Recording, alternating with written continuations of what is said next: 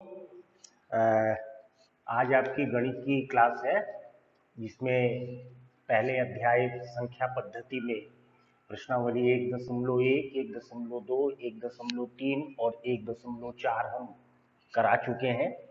आज प्रश्नावली 1.5 शुरू कर रहे हैं। इसमें पहला प्रश्न जो है, बताइए नीचे दी गई संख्याओं में कौन कौन परिमेय है और कौन कौन अपरिमेय है। देखिए, परिमेय संख्याएं वे होती हैं, परिमेय संख्याएं किन्हें कहते हैं, जिन्हें P बटे Q के रूप में लिखा जा सकता है।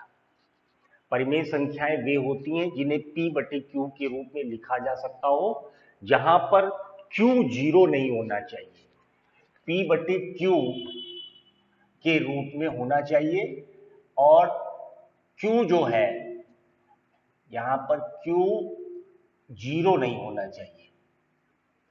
इसे परिमेय संख्या कहते हैं। ठीक है ना। शेष जो बचती हैं वो सब अपरिमेय होती हैं। इसमें पहले सवाल में 5 पार्ट है।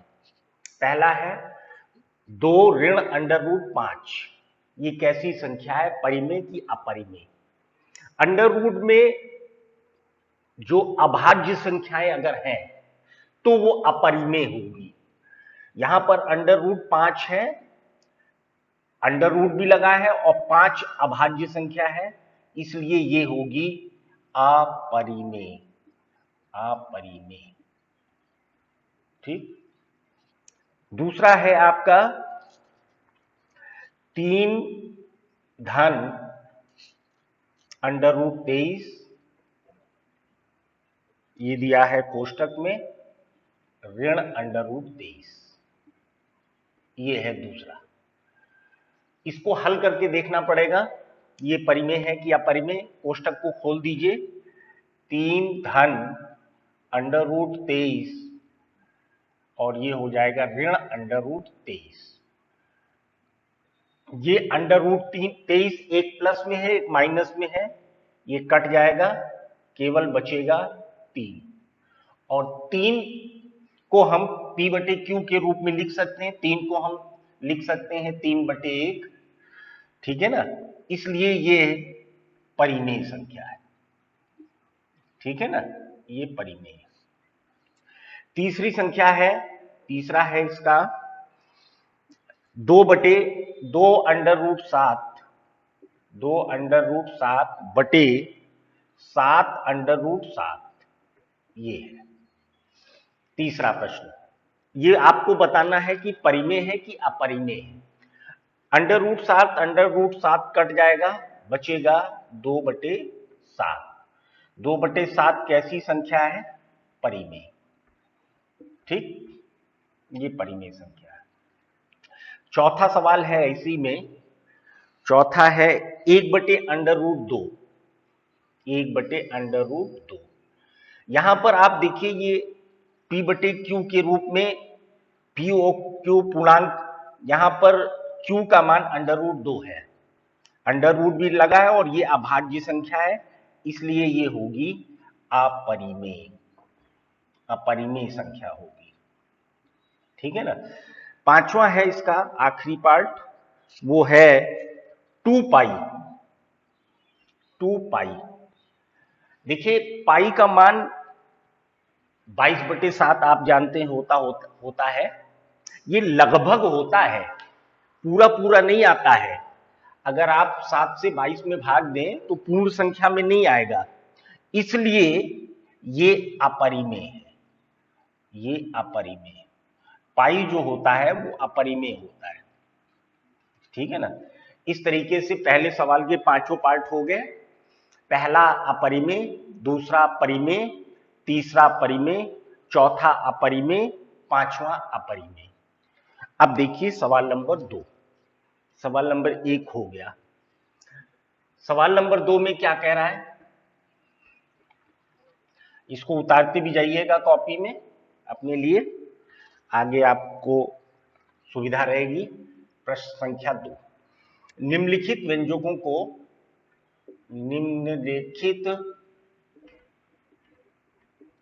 निम्नलिखित व्यंजकों को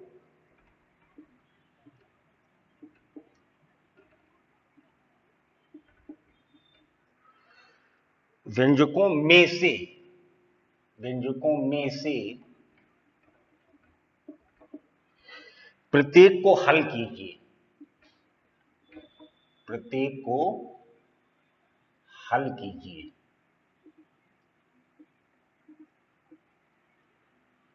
ये है सवाल नंबर 2। इसमें भी 4 पार्ट हैं इसके।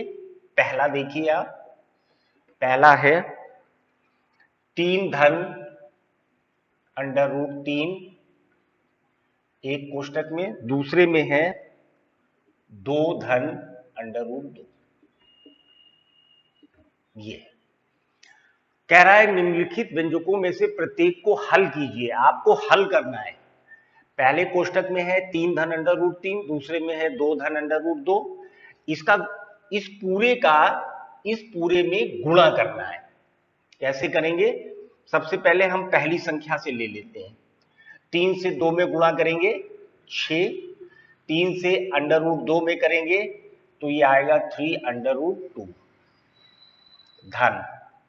अब इन दोनों का गुणा कर देते हैं, क्या आएगा? √3 में 2 का गुणा करेंगे 2√3, √3 से √2 में करेंगे तो ये आएगा √6। ठीक, अब क्या करना है? ये √6 हो गया। अब देखिए, कुछ आपके पास अगर एक जैसी संख्या हो जोड़ने के लिए तो जोड़ सकते हैं, नहीं तो कुछ नहीं करना है इसमें।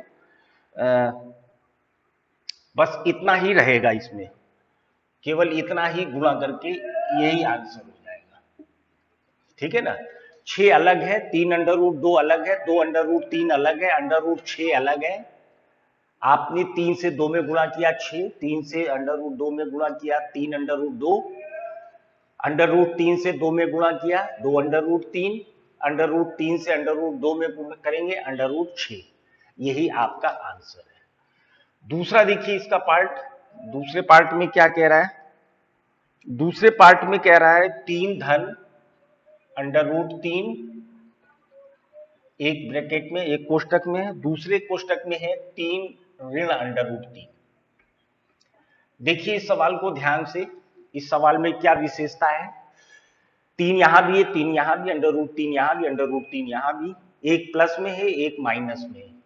आपने एक सूत्र पढ़ा है, a + b और a - b बराबर होता है a² - b²। ये पढ़ा है आपने। a + b की जगह 3 धन √3 दिया है, a ऋण b की जगह 3 ऋण √3 दिया है। इसको इस रूप में लिखना है a² - b²। a का मान यहां पर 3 है तो 3 का वर्ग कर दीजिए, ऋण b की जगह √3 है, √3 का वर्ग कर दीजिए। जब करेंगे तो क्या आएगा? 3 का वर्ग कितना होता है? 9। ऋण √3 का वर्ग करेंगे तो क्या आएगा? √3 गुणे √3 बराबर होता है 3। यहां आ गया 3। 9 में से 3 को घटा देंगे, कितना आएगा? 6। यही आपका आंसर है। ठीक है ना? एक में प्लस में था a + b, एक में a - b था। ये सूत्र होता है a² - b² के रूप में आपको लिखना है। a का मान 3 है, 3 का वर्ग कर दिया, b का मान √3 है, उसका वर्ग कर दिया। 3 का वर्ग 9 होता है, √3 का वर्ग 3 होता है। 9 में से 3 गया 6। तीसरा देखिए, इसका तीसरा पार्ट है √5 धन √2 इसका वर्ग। ठीक है ना? चलिए इसको, ये क्या, इसमें क्या दिख रहा है आपको? क्या विशेष है इसमें? ये a + b का होल स्क्वायर है। a + b का होल स्क्वायर बराबर होता है, सूत्र आपने पढ़ा है, a² + 2ab + 2 × a × b + b²। ठीक है ना? इस रूप में दिया है। a की जगह पे यहां √5 है, b की जगह पे यहां पर √2 है। आपको इस रूप में लिखना है a² + 2ab + b² के रूप में। तो a² माने √5 का स्क्वायर, ठीक, धन 2 गुणे a का मान यहां √5 गुणे b का मान यहां पर √2 है, धन b² b यहां पर √2 है, इसका वर्ग। चलिए खोलिए, अब इसको हल करिए। √5 का वर्ग क्या होगा? √5 गुणे √5 यानी 5, धन यहां क्या हो जाएगा?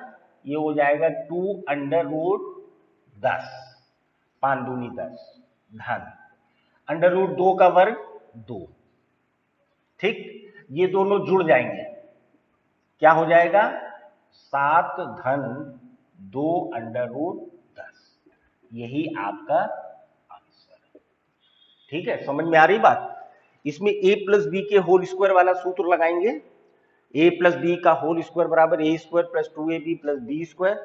a का मान यहां √5 है, b का मान √2 है, a² + 2ab + b²।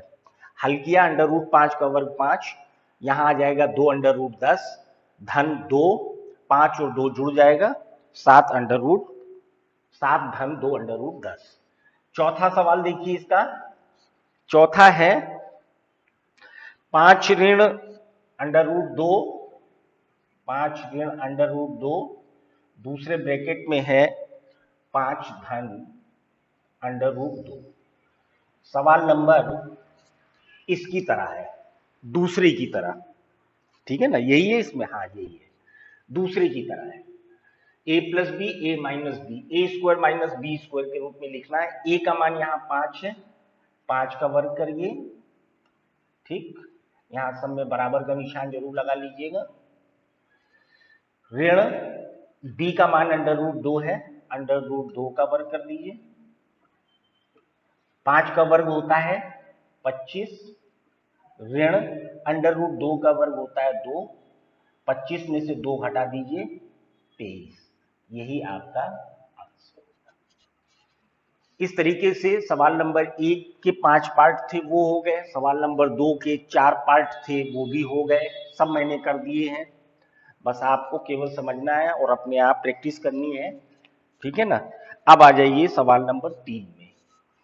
सवाल नंबर 3 कह रहा है, सवाल नंबर 3 को किताब में आप पढ़िएगा, लिखने में बड़ा सवाल है इसलिए लिखेंगे नहीं, सीधे हल किए दे रहे हैं। सवाल में ये कह रहा है कि एक वृत्त है, देखिए सवाल नंबर 3 क्या कह रहा है। सवाल नंबर 3 में कह रहा है कि पाई बराबर, सवाल लंबा है इसलिए लिख नहीं रहे, पाई बराबर कह रहा है परिधि बटे व्यास, परिधि बटे व्यास, और परिधि को कह रहा है c है और व्यास है t। इसको ऐसे भी लिख सकते हैं, पाई बराबर c बटे d। प्रश्न में ये कह रहा है कि c बटे d जो है परिमेय है और पाई अपरिमेय है, और इनके बीच में निशान लगा है बराबर का। ये कैसे? यदि पाई अपरिमेय है तो c बटे d को भी अपरिमेय होना चाहिए। ये कह रहे हैं कि पाई अपरिमेय होता है, इसलिए c बटे d भी अपरिमेय होगा, ये आपको सिद्ध करना है। तो कैसे सिद्ध करेंगे? c है परिधि, आप वृत्त जानते हैं ना, वृत्त में ये परिधि होता है और ये आपका व्यास होता है। तो परिधि इसमें c दिया है और व्यास दिया है d, ठीक है ना। तो पाई बराबर c बटे d, परिधि बटे व्यास। आपको सिद्ध करना है कि चूंकि पाई अपरिमेय होता है तो c बटे d भी अपरिमेय होगा। तो आप इसमें लिखेंगे, आप क्या लिखेंगे? लिखेंगे c या d में कोई एक अपरिमेय होगा, कोई एक अपरिमेय होगा, अपरिमेय होगा तब पाई और C/D दोनों अपरिमेय होंगे, दोनों अपरिमेय होंगे, ठीक है ना, अपरिमेय होंगे। ये आप लिखेंगे सवाल में कि C और D जो है आपका, इसमें कोई देखने में यहां पता तो चल नहीं रहा है। आपको हमने अपरिमेय बताया था कि अंडर रूट में अगर कोई अभाज्य संख्या है तो वो अपरिमेय होगी। हो सकता है यहाँ अंडर रूट 2 हो, 3 हो, अंडर रूट 3 हो, अंडर रूट 5 हो, या D हो सकता है अंडर रूट 3 हो, 5 हो, 7 हो, ठीक है ना। तो कोई एक इसमें एक अपरिमेय है C और D में। जब C और D में कोई एक अपरिमेय होगा तो C/D अपरिमेय हो जाएगा। जब C/D अपरिमेय हो जाएगा तब हम कह सकते हैं कि पाई भी अपरिमेय है और C/D भी अपरिमेय है। पाई बराबर C/D, यानी पाई भी अपरिमेय और C/D भी अपरिमेय। तभी ये संभव है जब C या D में कोई एक अपरिमेय हो, ठीक है ना। इस तरीके से सवाल नंबर 3 हो गया। सवाल नंबर 4 जो है वो कॉपी में हम आपको करा पाएंगे, उसमें पटरी प्रकार चांदी की जरूरत पड़ेगी, उसको बोर्ड पे नहीं कर पाएंगे। अंडर रूट सवाल जो है वो हम आपको बताए दे रहे हैं। संख्या रेखा पर अंडर रूट 9.3 को निरूपित कीजिए। इसके लिए पेंसिल, पटरी, चांदा की जरूरत पड़ेगी, तभी हो पाएगा। सवाल नंबर 5 है, कह रहा है, सवाल नंबर 5 में कह रहा है कि निम्नलिखित के हरों का, सवाल नंबर 5, निम्नलिखित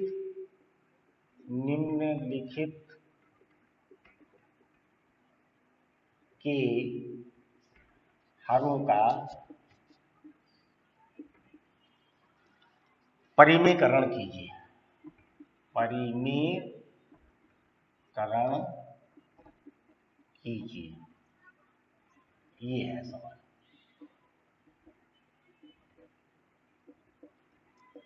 इसके 4 पार्ट हैं। पहला देखिए इसमें क्या है।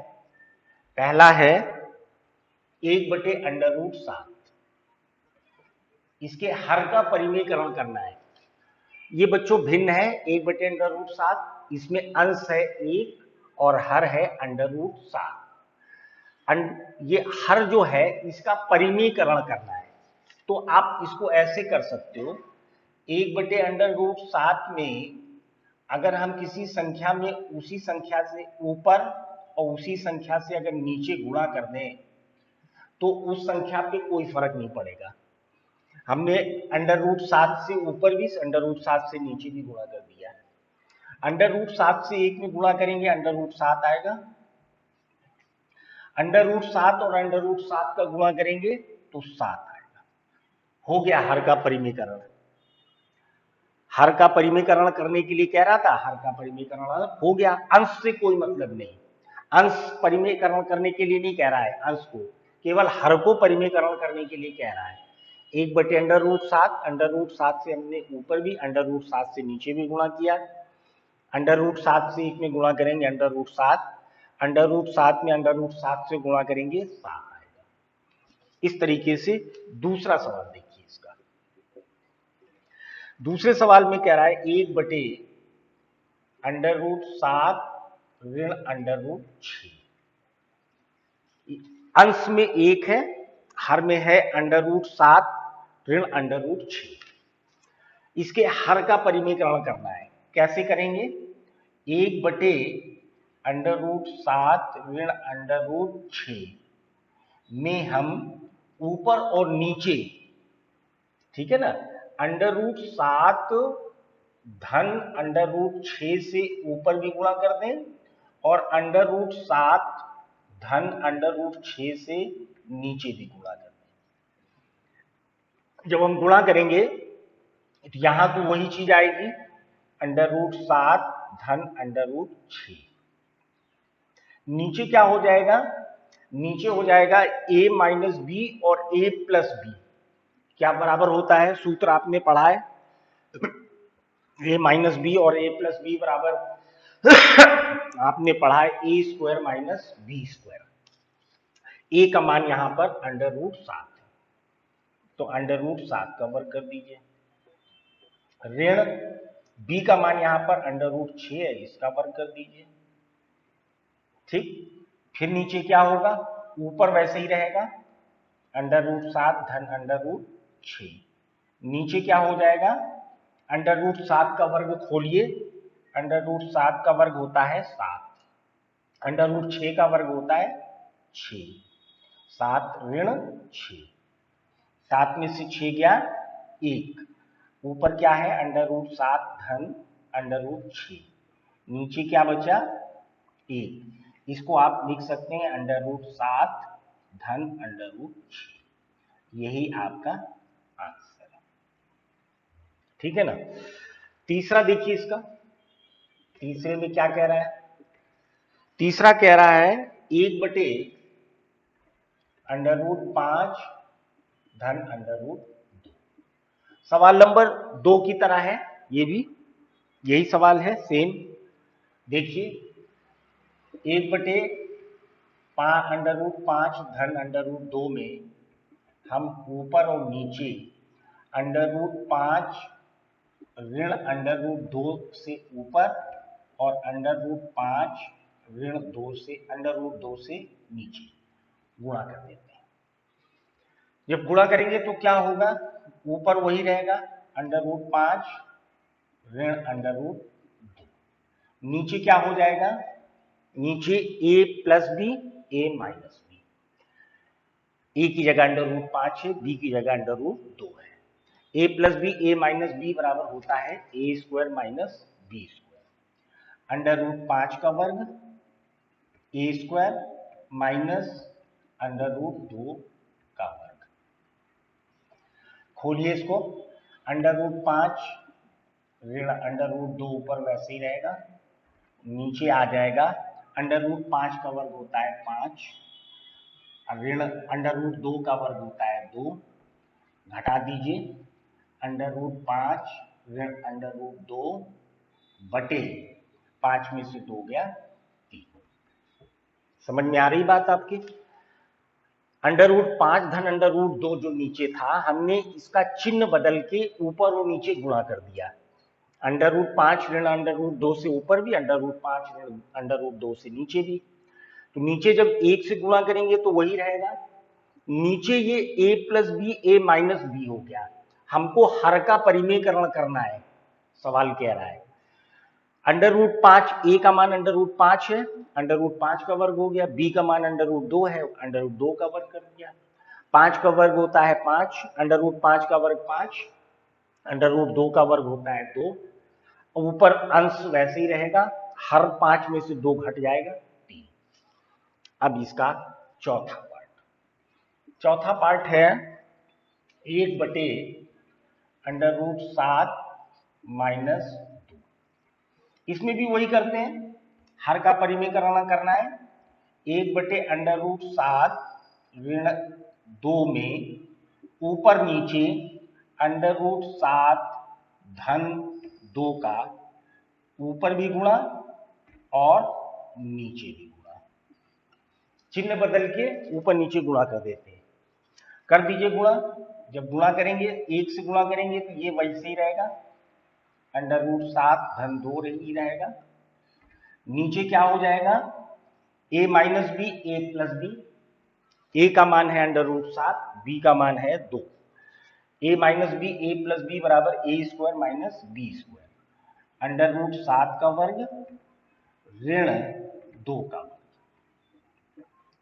बराबर √7 धन 2 वैसे ही रहेगा, ठीक, इसमें कोई परिवर्तन होना नहीं है, अंश का परिमेयकरण हमें करना नहीं है, √7 का वर्ग, √7 का वर्ग का मतलब क्या होता है, √7 गुणे √7 बराबर 7, ऋण 2 का वर्ग होता है 4। चलिए अब सीधा है, अब तो कोई दिक्कत है नहीं, √7 धन 2 बटे 7 में से 4 गया 3, ठीक है ना, √7-2 बटे 3, यही आपका आंसर है। इस तरीके से प्रश्नावली 1.5 समाप्त हो गई। पहले सवाल में 5 पार्ट थे, दूसरे सवाल में आपके 4 थे, 5 4 9, तीसरा सवाल 10 और पांचवें सवाल में 4, यानी 14 सवाल आज हुए हैं। इन 14 सवालों की प्रैक्टिस अपने आप करिए, घर में लगाइए, फेयर कॉपी में इसको लगाइए, करके सीखिए, देखिए। प्रश्नावली 1.5 आज समाप्त हो गई। अगले टर्न पे हम प्रश्नावली 1.6 शुरू करेंगे। आज का काम यहीं पर समाप्त।